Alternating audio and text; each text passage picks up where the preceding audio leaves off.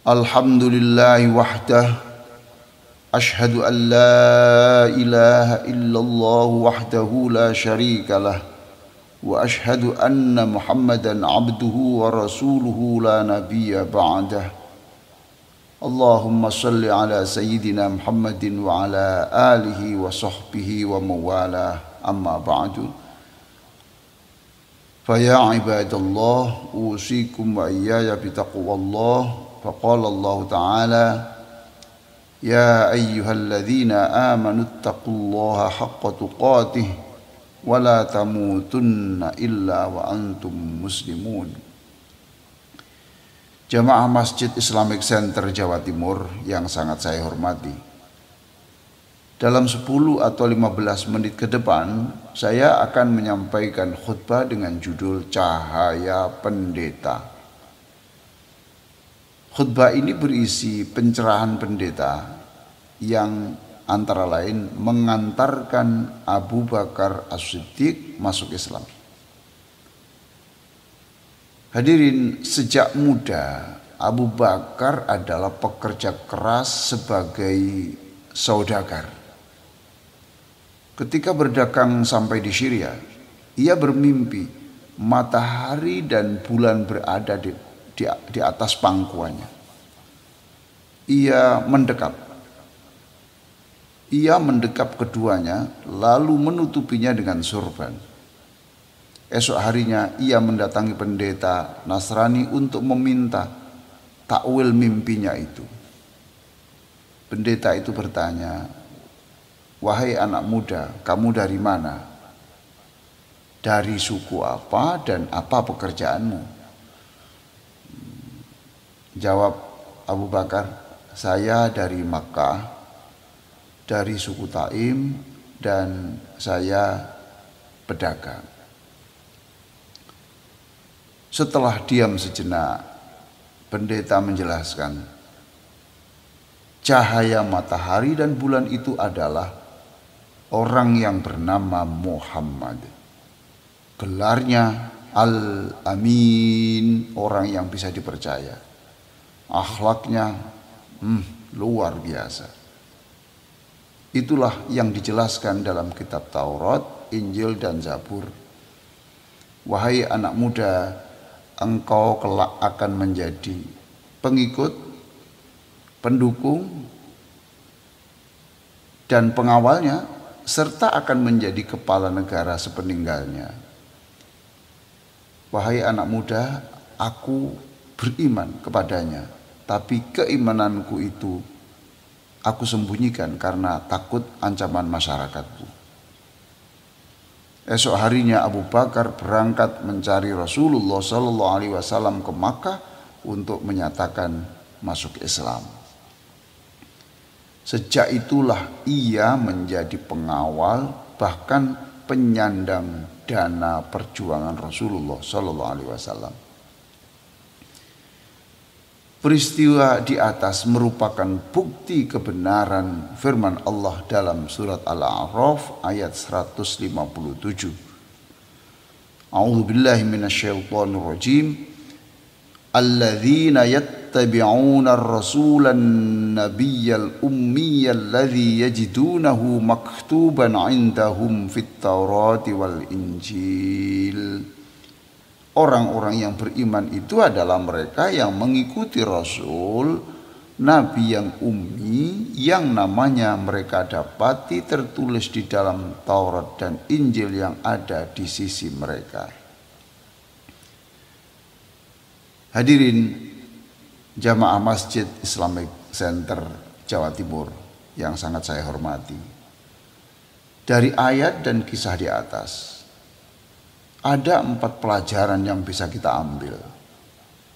Pertama, kedatangan Nabi Muhammad bukanlah berita baru bagi manusia, sebab sudah disebutkan ratusan tahun sebelumnya. Husain bin Salam ia ini pendeta, kepala pendeta di Madinah, dan pengajar senior kitab Taurat juga mengakui bahwa dalam Taurat dijelaskan akan ada orang yang bernama Muhammad, dia seorang nabi yang tinggal di Madinah. Oleh sebab itu, ketika Nabi tiba di Madinah, pendeta Yahudi itu tertarik untuk cepat-cepat menemui Nabi dan menyatakan masuk Islam. Pelajaran yang kedua, mimpi baik Abu Bakar itu adalah bagian dari cahaya kenabian. Ketahuilah, cahaya kenabian itu tidak hanya disediakan untuk Abu Bakar, tapi juga untuk kita semuanya, sekalipun Nabi sudah wafat. Sebab Nabi Shallallahu Alaihi Wasallam bersabda yang artinya tidak ada lagi isyarat kenabian atau cahaya kenabian setelah kematianku kecuali al-mubasyirat. Para sahabat bertanya, apakah al-mubasyirat itu? Nabi menjawab, mimpi yang baik. Demikian hadis yang diriwayatkan dari Abu Hurairah radhiyallahu anhu dan dibukukan dalam kitab Imam Malik, Abu Dawud, dan Al-Bukhari. Silakan hadirin meraih cahaya itu dengan cara memperbanyak sholawat, dan tidak cukup dengan itu, harus juga disertai dengan usaha sekuat tenaga meniru akhlaknya. Pelajaran yang ketiga, kedatangan Abu Bakar untuk mencari ilmu kepada pendeta Kristen menunjukkan bahwa ilmu pengetahuan bersifat netral dan universal.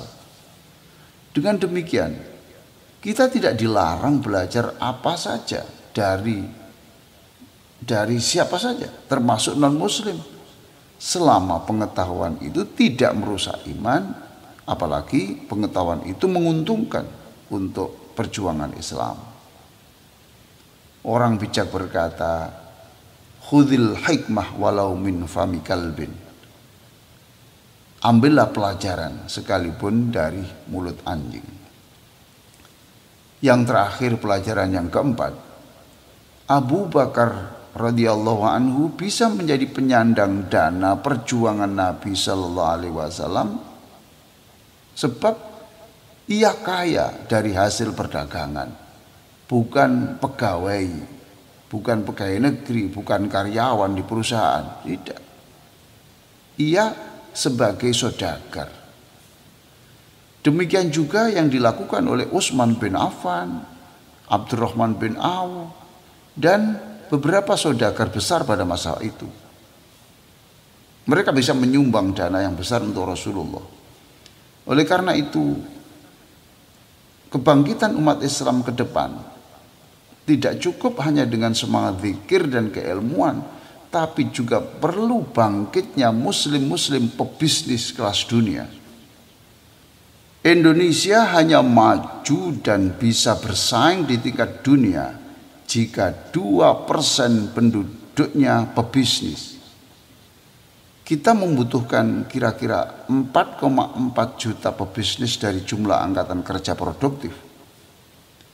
Namun sampai hari ini kita baru mempunyai 400.000 pebisnis.